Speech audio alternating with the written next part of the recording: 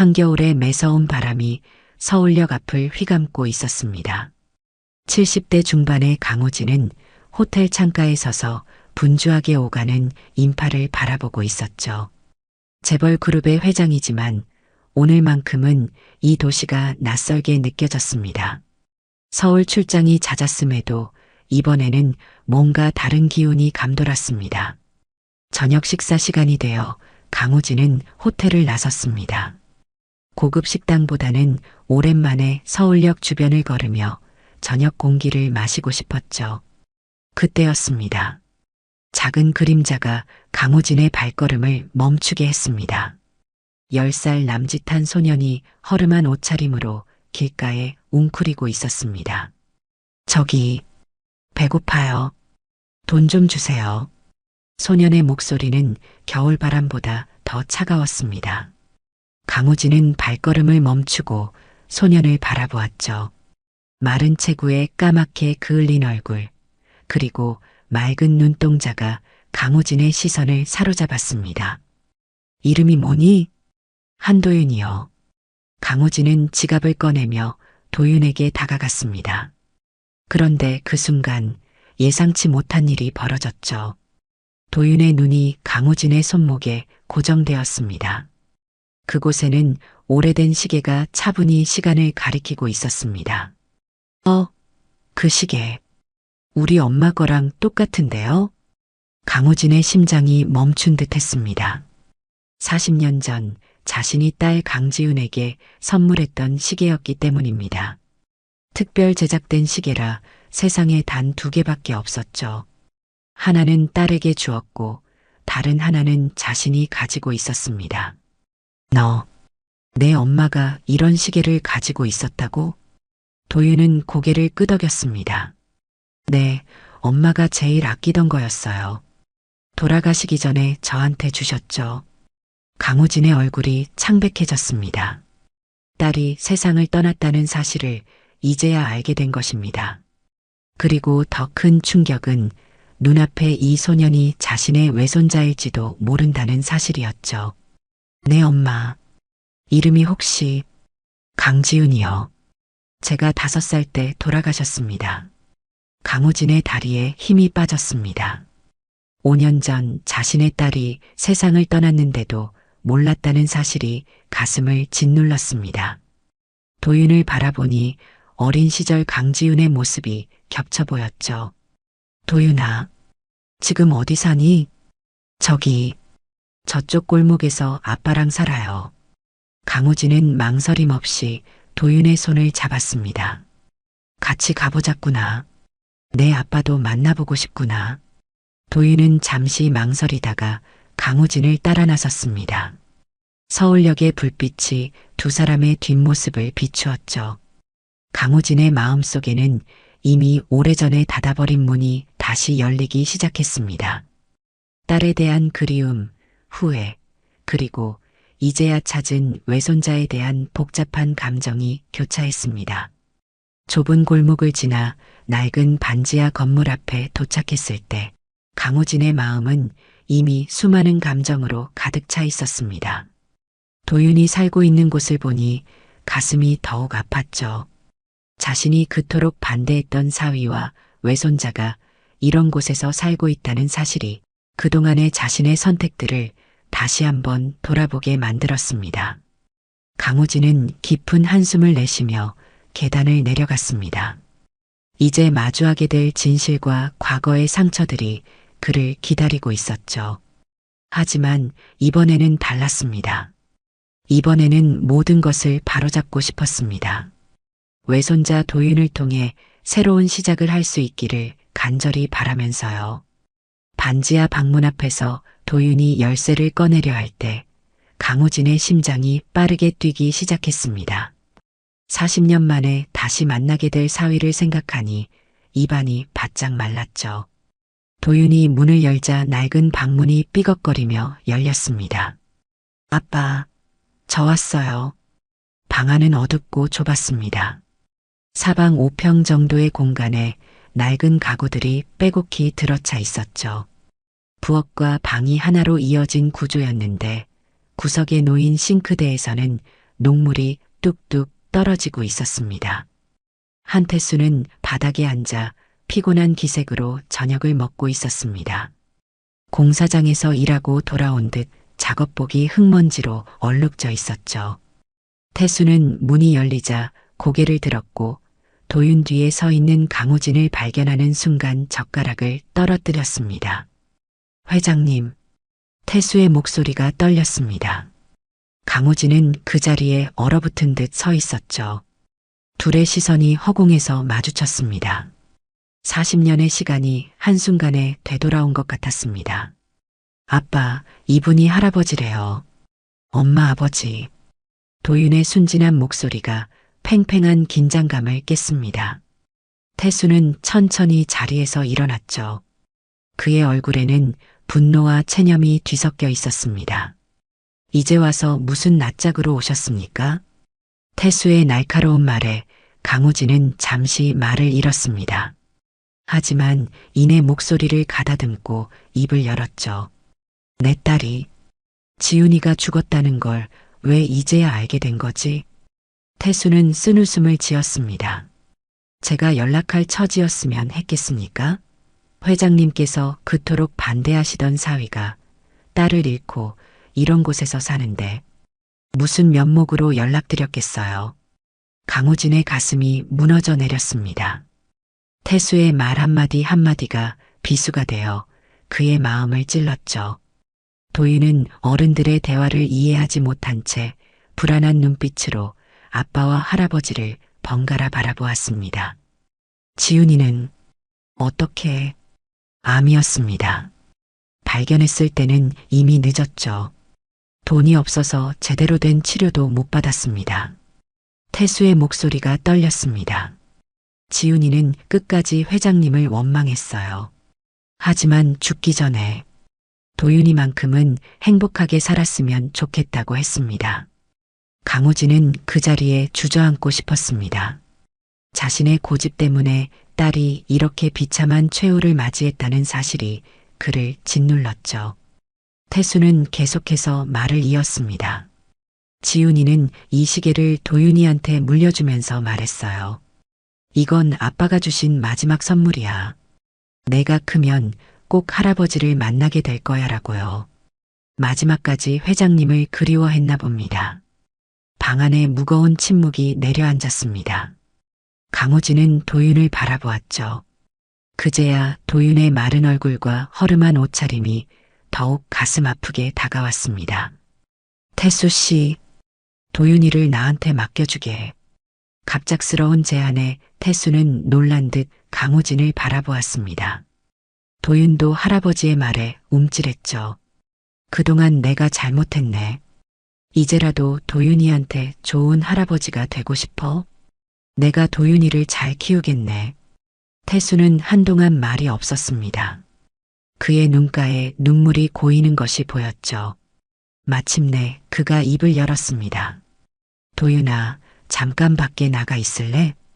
도윤이 불안한 눈빛으로 아빠를 바라보았지만 태수의 단호한 표정에 말없이 방을 나갔습니다.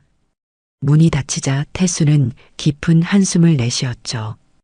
회장님, 저는 도윤이한테 좋은 아빠가 되지 못했습니다. 지훈이가 죽고 나서 저 혼자 도윤이를 키우는 게 너무 힘들었어요. 하지만 그래도 제 아들입니다. 쉽게 결정할 수 없습니다. 강우진은 태수의 말을 묵묵히 들었습니다. 그의 눈에도 눈물이 고였죠. 40년 전 자신이 저지른 실수가 이렇게 큰 상처를 남길 줄은 몰랐습니다. 태수는 깊은 한숨을 내쉬며 말을 이어갔습니다. 회장님께서 도윤이를 데려가시면 제가 못해준 것들을 다 해주실 수 있겠죠. 좋은 교육도 받고 배고픔도 모르고 살 수 있을 테고.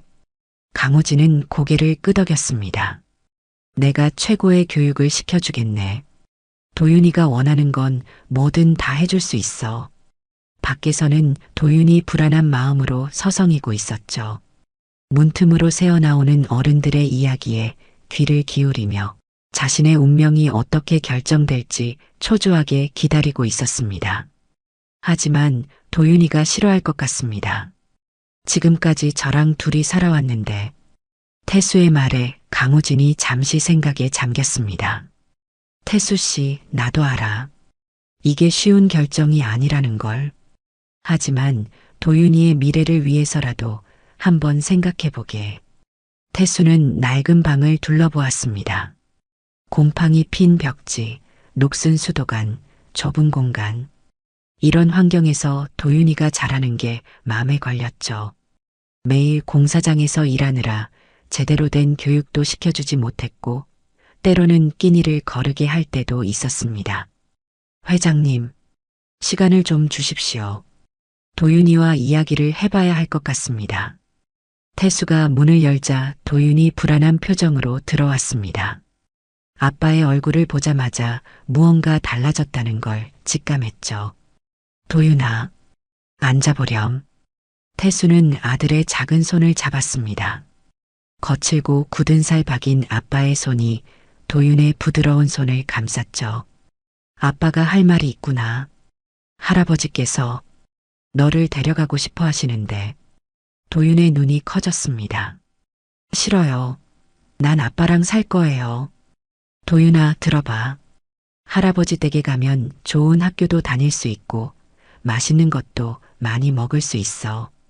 여기선 아빠가 해줄 수 있는 게 너무 없잖니. 도윤은 고개를 세차게 저었습니다.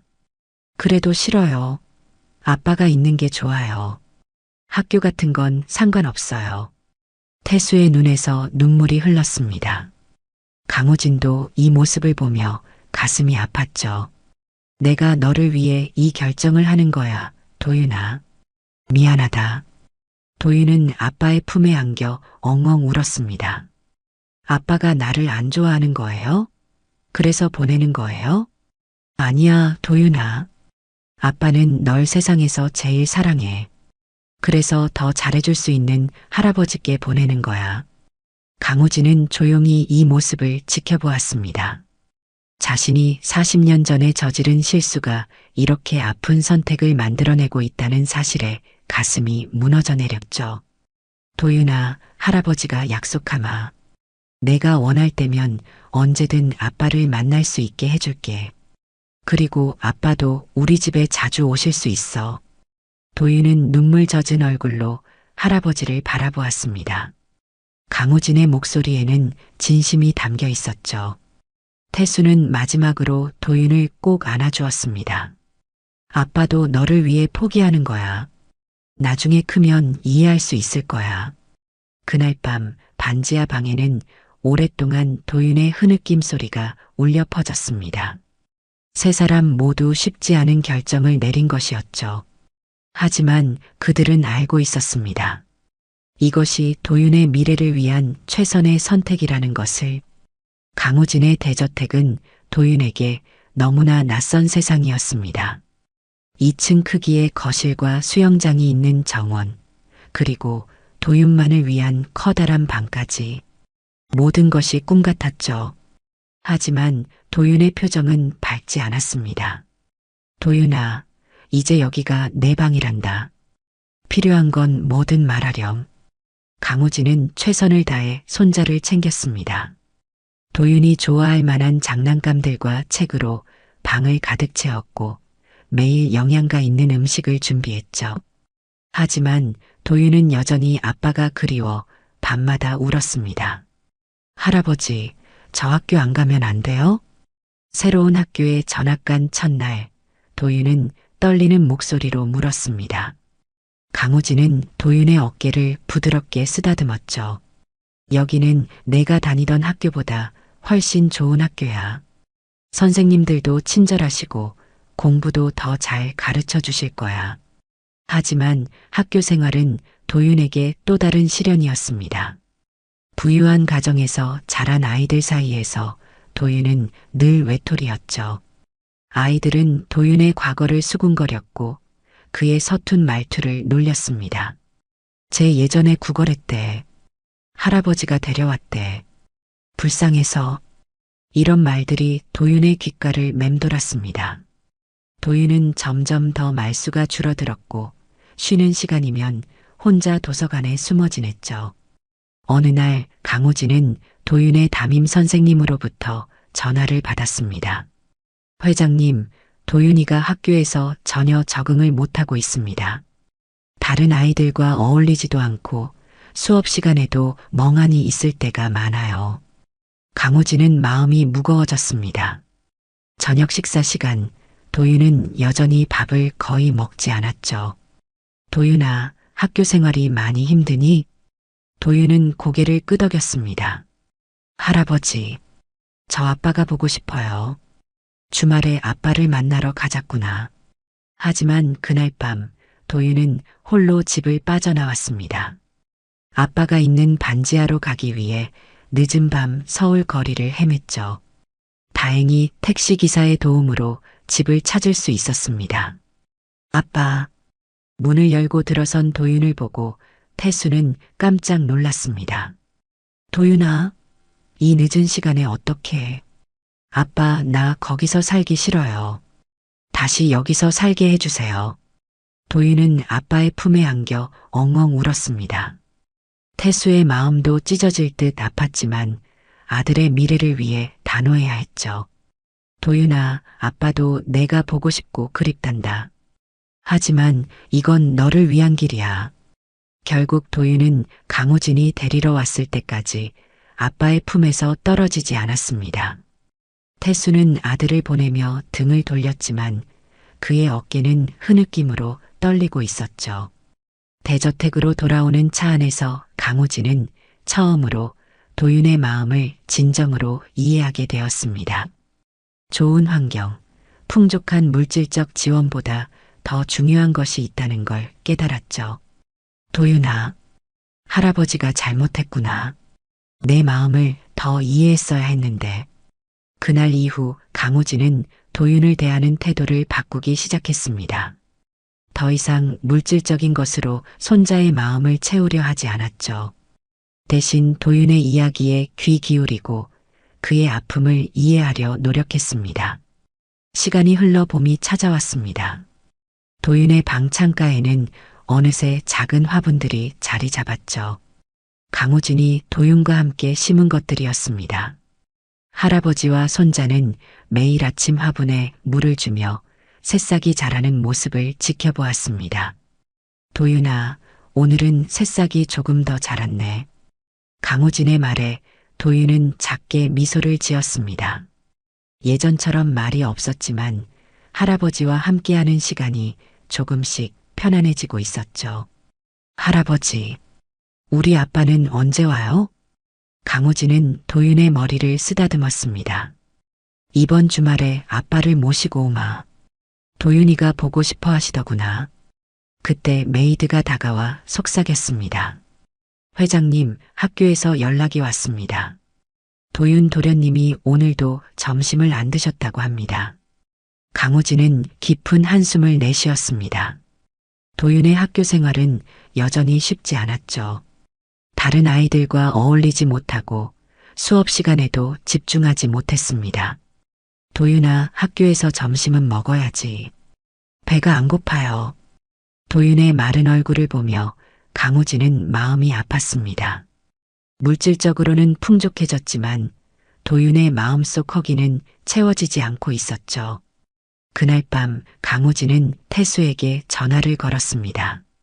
태수 씨, 도윤이가 많이 힘들어하네. 주말에 시간 좀 내주게. 주말이 되자 태수가 대저택을 찾아왔습니다. 도윤은 아빠를 보자마자 달려가 안겼죠. 아빠, 보고 싶었어요. 태수는 아들을 꼭 안아주었습니다. 한 달 사이 도윤이 더 말라 보여 가슴이 아팠죠. 도윤아, 아빠도 너무 보고 싶었다. 학교 생활은 어떠니? 도윤은 고개를 숙였습니다.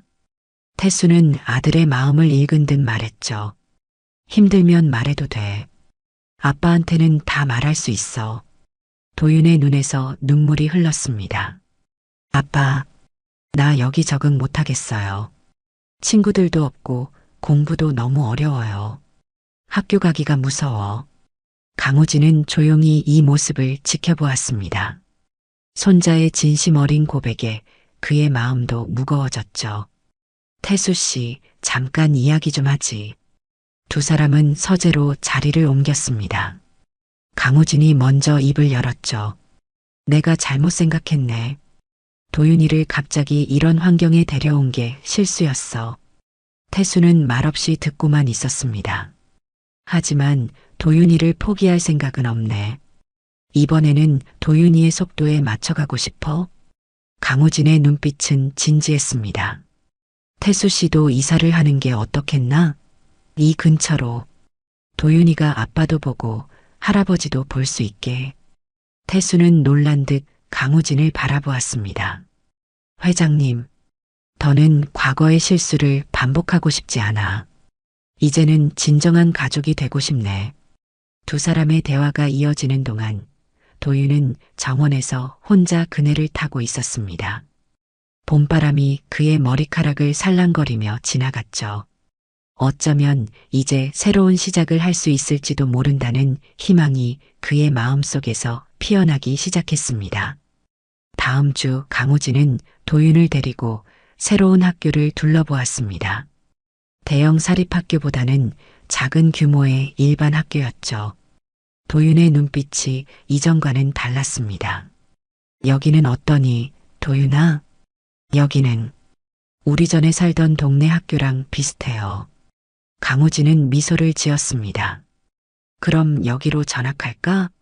아빠가 이사 올 새 집도 이 근처란다. 도윤의 눈이 반짝였습니다. 정말요? 아빠랑 가까이 살 수 있어요? 강우진은 손자의 작은 손을 잡았습니다. 그럼 이제는 할아버지도 아빠도 함께 할 거야.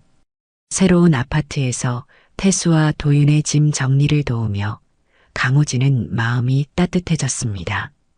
30평형 아파트는 그의 대저택에 비하면 작았지만 도윤의 표정은 그 어느 때보다 밝았죠. 아빠, 이제 매일 볼 수 있죠? 그럼 이제 학교 끝나면 아빠가 데리러 갈 수 있어. 도윤이 활짝 웃었습니다. 강우진은 그제야 깨달았습니다. 진정한 행복은 크고 호화로운 공간이 아닌 사랑하는 사람과 함께하는 시간에 있다는 것을요. 새 학교에서 도윤은 조금씩 변화하기 시작했습니다. 첫날부터 옆자리 친구와 이야기를 나누었고 점심시간에도 더는 혼자가 아니었죠. 할아버지, 오늘 친구랑 축구했어요. 퇴근 후 도윤을 만난 강우진은 손자의 활기찬 목소리에 가슴이 벅차올랐습니다. 그랬구나. 재미있었니?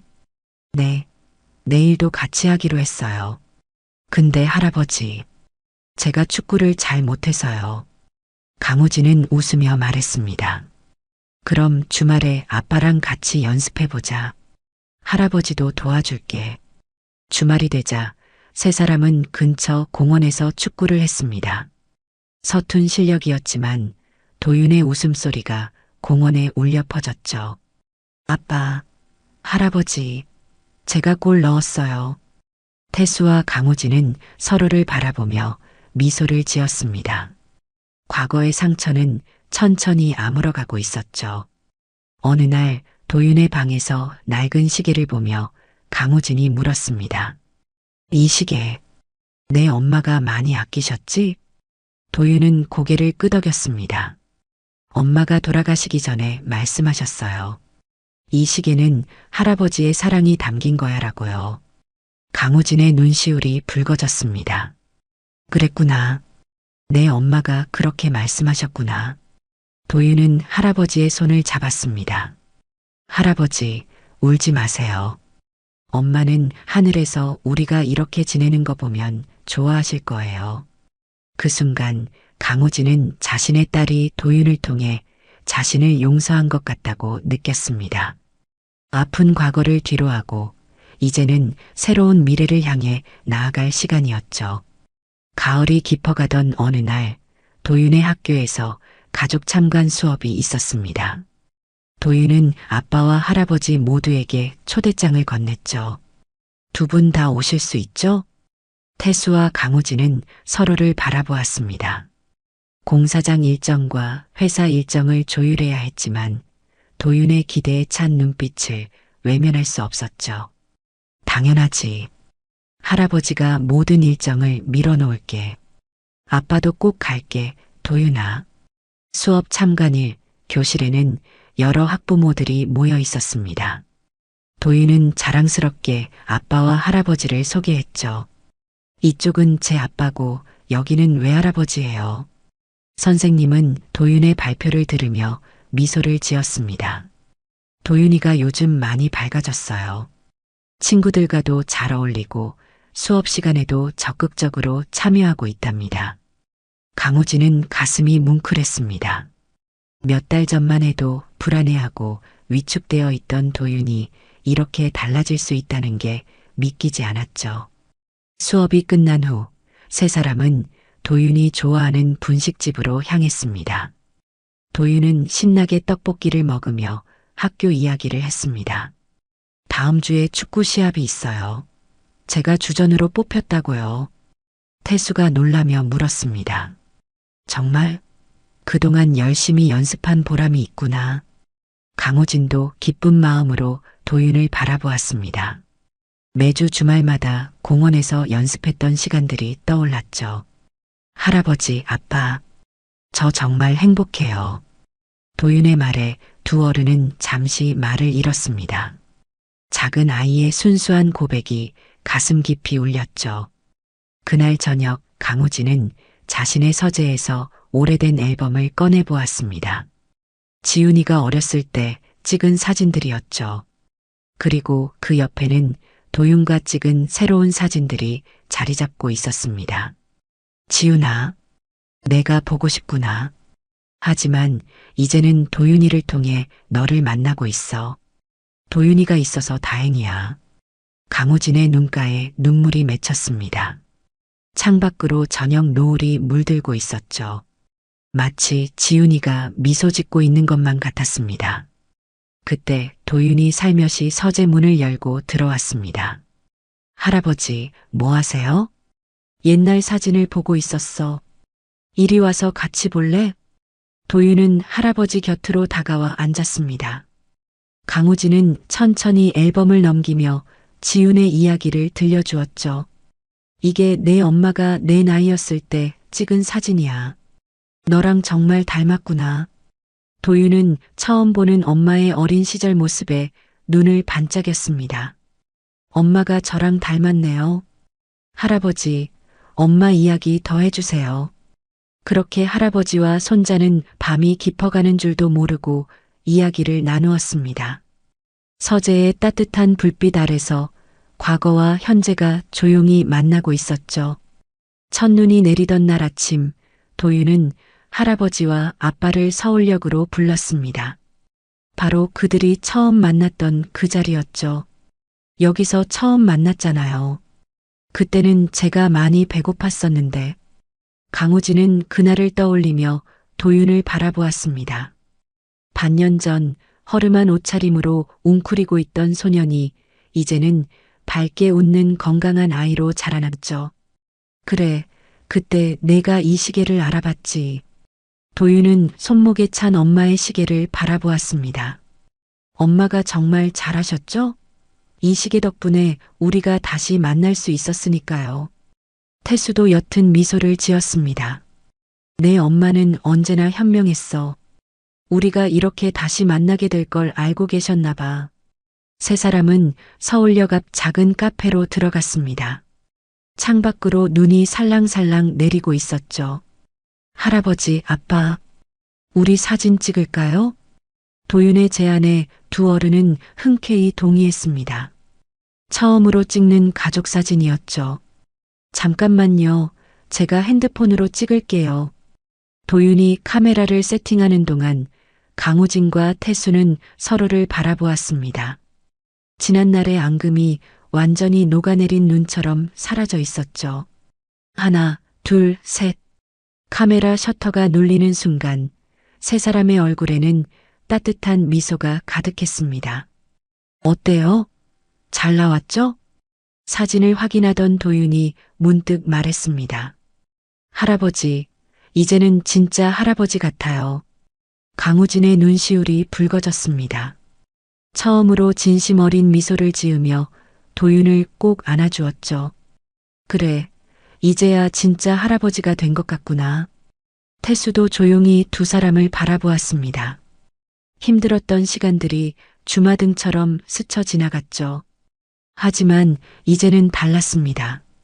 서로를 이해하고 받아들이는 진정한 가족이 되어 있었습니다. 우리 이제 점심 먹으러 갈까요? 도윤의 말에 강우진이 대답했습니다. 그래, 오늘은 특별히 내가 좋아하는 거 다 먹자. 진짜요? 그럼 저번에 같이 갔던 분식집으로 가요. 거기 떡볶이 진짜 맛있었잖아요. 호텔 레스토랑이 아닌 작은 분식집을 선택한 도윤을 보며 강우진은 다시 한번 깨달았습니다. 행복은 거창한 것이 아닌 이렇게 소소한 일상 속에 있다는 것을요. 눈이 내리는 서울역 앞, 세 사람은 천천히 걸음을 옮겼습니다. 이제 그들에게는 더 이상 서두를 필요가 없었습니다. 함께하는 시간이 쌓여 추억이 되고 그 추억이 다시 새로운 이야기를 만들어낼 것이기 때문이었죠. 할아버지, 다음 주에 또 축구하러 가요. 그래, 이번에는 할아버지가 골키퍼 할게. 아빠는 심판 보시면 되겠네요. 세 사람의 웃음소리가 하얀 눈 속에 울려 퍼졌습니다. 창가에 걸린 시계가 새로운 시간을 가리키고 있었죠. 이제 그들의 이야기는 새로운 장을 향해 나아가고 있었습니다.